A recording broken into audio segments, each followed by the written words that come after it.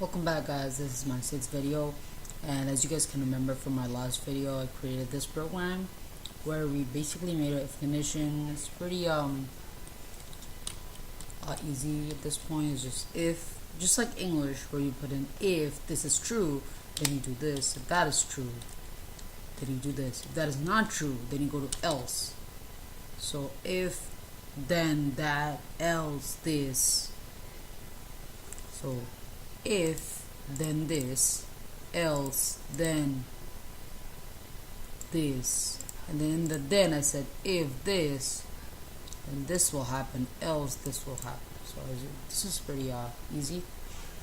So this video, basically we're going to talk about arrays right here.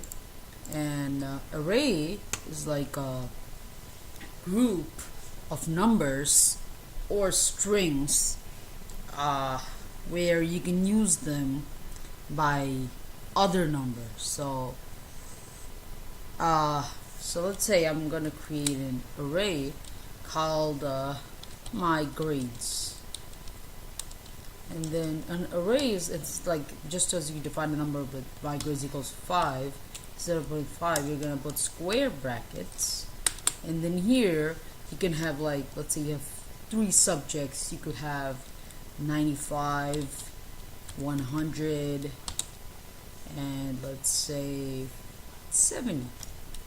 Yeah, so that's an array. And so I'll just create a div so you guys can see it, like we did before div, and then I'll paste the ID to my div, and then I'll just create like a ID my element equals to document get element ID, and then my div. So don't forget the sum, all very important. So I have the initialize, so as soon as I initialize this is gonna work. So I could be like I'm just gonna create a new function so I can change it real quick. So display num, that's the parameter, and then my element inner HTML, because that is the thing that displays or prints, I should say, on the website, equals num, because that's what I'm going to pass in. So now if I call display function and pass in my grades, it's gonna pass in this. This is gonna pass in this whole array of grades. So if I save it and run it, it should have the whole, it has the whole array. Now let's say I want to give my best grade, which is 100. I know it's 100 because I'm seeing my grades. I could put in 100. No, if I put on 100, that's not gonna work because I'm just putting in a value. If I put 100, it is gonna display 100, but I'm not doing it dynamically. I'm not using JavaScript. So I could put in my grades. Just like here, you put square brackets to initialize your array and then put in numbers. Here, so this thing about index, this is the 0th index. This is the first index. This is the second index. So if I put in 0 right here, it's called, this is how you read it, my grade sub 0. It's gonna have a 95. Yeah, there we go. And then if I put in a 1, because that's the second one, 100. Yeah, basically that's how you use arrays, and we could create a better way. Like you could have but 3 buttons saying display test 1, and then at the end you could have just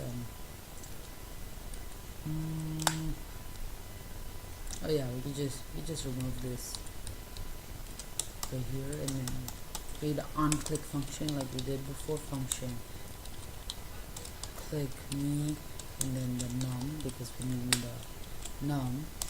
Okay. So